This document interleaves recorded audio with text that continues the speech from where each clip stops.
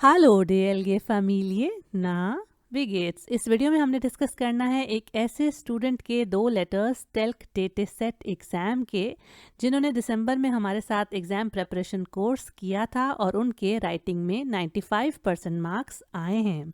Los geht's! सबसे पहले देख लेते हैं कि टेल्क डेटासेट के राइटिंग में होता क्या है। और टेल्क डेटासेट एग्ज़ाम चाहिए होता है जिसका पूरा फॉर्म है Deutsch test für Zuwanderer, German test immigrants के लिए। और ये आसवाई या बे1 लेवल का हो सकता है। अगर आपके मार्क्स ज़्यादा अच्छे आए तो आपको बे1 में रखेंगे, कम आए तो आसवाई में, और अगर उससे भी कम आए तो वो कहेंगे आपका लेवल अभी आसवाई भी नहीं है। तो इसकी राइटिंग में हमें क्या कुछ करने को दिया जाता है और टाइम कितना होता है ये देख लेते हैं। तो राइटिंग टास्क के इस एग्ज़ाम में होते हैं 20 मार्क्स, और अगर आपके 15 या उससे प्लस मार्क्स आए तो आपको वो बे1 लेवल पर रखते हैं। सबसे पहला हमारा काम क्या होना चाहिए कि हम लेटर के टास्क को अच्छे से पढ़ लें। तो हमें जो लेटर का टेक्स्ट दिया जाता है कि इस तरह से आपने ये बातें करनी है, वहीं से हमें आइडियाज़ मिल जाते हैं कि हमने इसकी राइटिंग कैसे करनी है। और जो चीज़ आपको याद रखनी है वो ये कि चारों पॉइंट्स जिन पर आपको लिखने को कहा जाएगा उन पर आपने कुछ ना कुछ लिखना है। किसी एक भी पॉइंट को आपने स्किप कर दिया तो फिर आपको वो बे1 लेवल पर नहीं रखेंगे। तो जिस टाइप का आपको लेटर आता है उसको आपने प्रॉपरली शुरू करना है और उसकी एंडिंग करनी है। मैं हमेशा कहती हूँ कि जब आप लेटर लिख लेते हैं उसके बाद उसको ज़रूर रीचेक करें, क्योंकि होता है कि उसमें ऐसी मिस्टेक्स हों जो कि आप इजीली करेक्ट कर सकते हैं। क्योंकि अगर आप रीचेक किए बिना ही लेटर दे दें तो आप उन गलतियों को उधर ही छोड़ देते हैं। तो बेहतर है कि आप उनको चेक करके करेक्ट कर लें। तो एग्ज़ाम देने से पहले अच्छे से उसकी प्रैक्टिस करके जाएं और अपने माइंड में रखें कि रियल एग्ज़ाम में आपको इस राइटिंग के टास्क के लिए आधा घंटा मिलता है। और एग्ज़ाम में आपको आंसरिंग शीट मिलती है जिस पे आपको इस लेटर को नीटली लिख कर देना होता है। नीट से मेरा मतलब है कि आप रफ एक्स्ट्रा शीट पर उसको लिख सकते हो फटाफट कि इन पॉइंट्स पे मैं लिखूंगी या लिखूंगा, लेकिन आंसरिंग शीट पे आपने कोशिश करनी है कि जितना नीट हो सके उतना इस लेटर को लिख कर दे दें। और इस वीडियो में हम देखेंगे 2 ऐसे लेटर्स जो कि लिखे हैं एक बहुत ही अच्छे स्टूडेंट ने। और इन लेटर्स को जब मैं चेक करती थी तब भी मुझे फीलिंग आती थी कि ये तो बहुत ही अच्छी राइटिंग है और डेफिनेटली उसको फिर एग्ज़ाम में भी वैसे ही मार्क्स मिले जैसे कि मैं दिया करती थी चेकिंग के टाइम। तो पहला टास्क जो कि हमने डिस्कस करना है वो ये है। In ihrer Wohnung ist die Klimaanlage seit einiger Zeit beschädigt। कि कुछ टाइम से आपके अपार्टमेंट में जो एसी है, डी क्लीमा अनलागे एसी को कहते हैं, वो ख़राब है। ये खपुट और बेशेडिक्ट सेम सेम ना। Der Vermieter soll die Klimaanlage reparieren। कि जो लैंडलॉर्ड है उसको चाहिए कि वो एसी को रिपेयर करे। Aber Sie können ihn nicht erreichen। लेकिन आप उसको रीच नहीं कर पा रहे। Deshalb schreiben Sie ihm einen Brief। इसलिए फिर आप लिखें उसको एक लेटर। उसके बाद है schreiben Sie etwas über folgende Punkte। लिखें कुछ फॉलोइंग पॉइंट्स पर।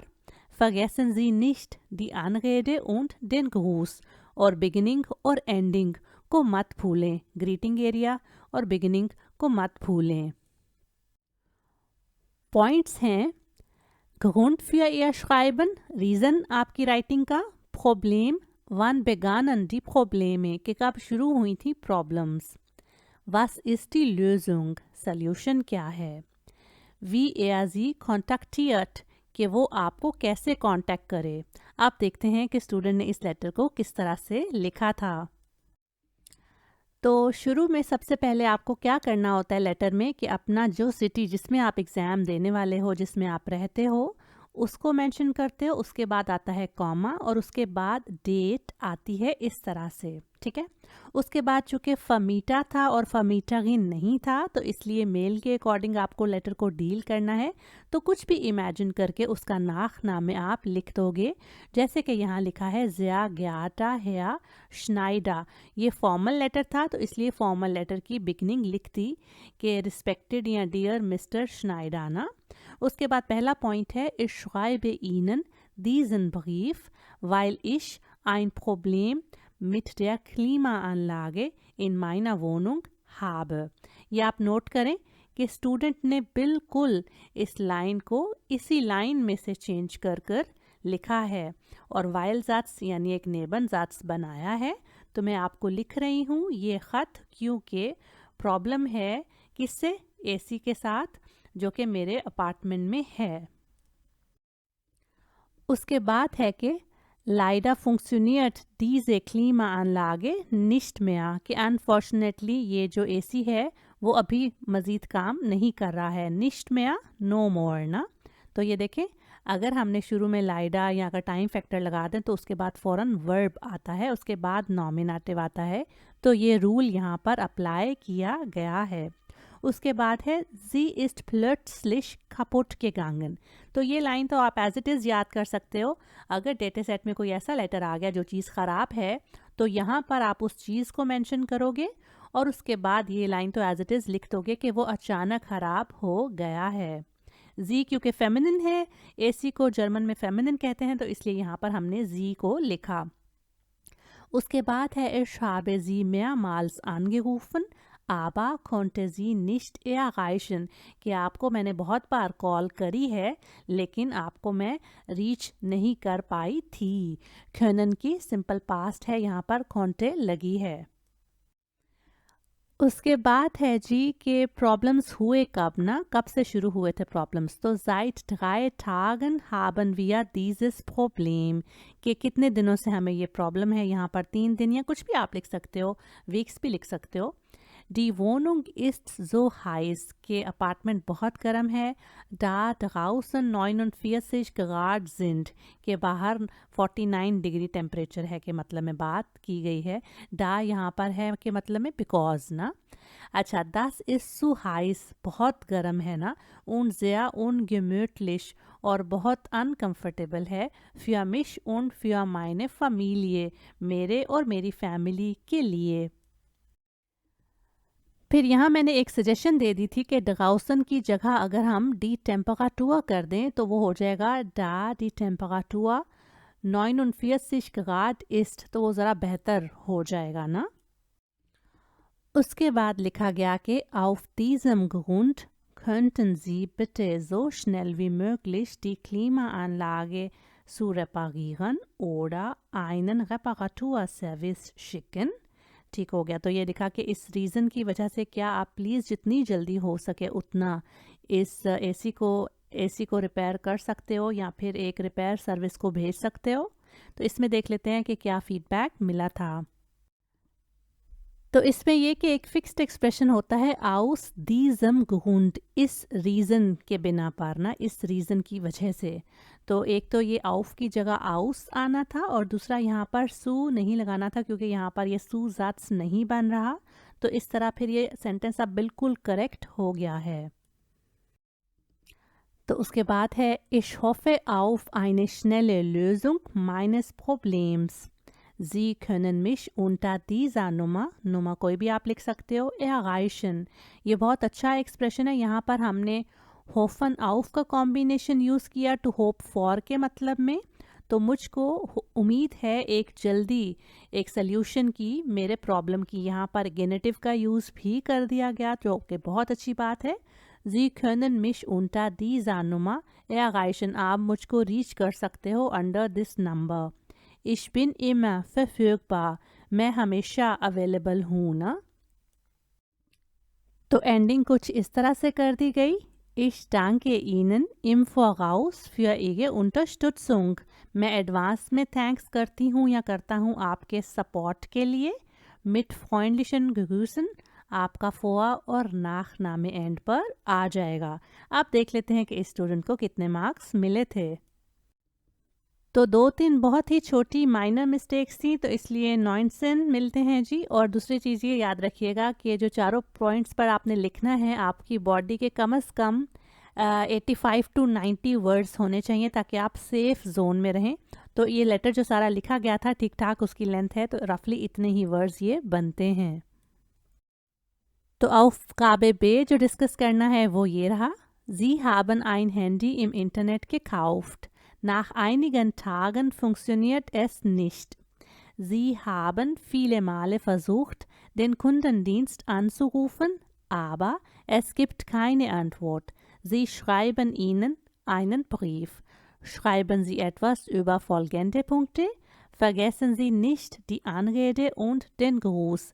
कि आपने इंटरनेट से मोबाइल ख़रीदा है और कुछ दिनों बाद वो अब काम नहीं कर रहा, आपने बहुत बार ट्राई किया है कस्टमर सर्विस को कॉल करने का, लेकिन कोई आंसर नहीं मिल रहा। तो अब आप फिर एक लेटर लिखें।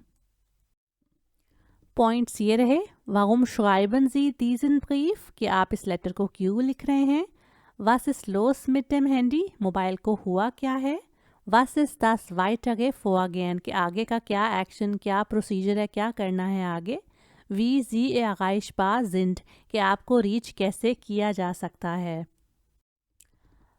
तो हम लिखना उसी तरह स्टार्ट करेंगे कि आपके सिटी का नाम आएगा, उसके बाद डेट रहेगी, उसके बाद चूँकि हमें नहीं पता कि हमने किसको लेटर लिखना है, तो ये हमेशा फॉर्मल लेटर में सिक्योर लाइन रहती है कि डियर सर स्लैश मैम की है। इसका मतलब sehr geehrte Damen und Herren, ये एज इट इज़ आपको याद करके लिखना होता है। Vor kurzem habe ich bei Ihrer Firma ein Handy gekauft und nach einigen Tagen ist es kaputt gegangen. देखा जैसे लास्ट लेटर में भी था plötzlich kaputt gehen या फिर kaputt gehen यानी टूट जाना, ख़राब हो जाना। तो कुछ अर्सा पहले मैंने आपकी कंपनी से एक मोबाइल ख़रीदा है और कुछ दिन बाद कि वो ख़राब हो गया है। यहाँ पर एक बात आपको बतानी है कि vor kurzem आप शॉर्ट खा के साथ भी लिख सकते हो और कैपिटल के साथ भी, और दोनों का मतलब है कुछ देर पहले ना। तो नेक्स्ट पॉइंट्स कुछ इस तरह से आप डिस्कस कर सकते हैं कि हुआ क्या है मोबाइल को।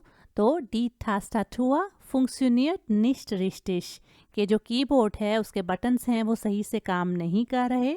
Der Akku lädt nicht mehr und die Anzeige ist schwarz, कि बैटरी भी चार्ज नहीं हो रही। और अनसाइगे वैसे तो हम इश्तिहार को कहते थे ना, लेकिन अनसाइगे का एक और मतलब है स्क्रीन ना, तो जो उसकी स्क्रीन है वो भी काली है।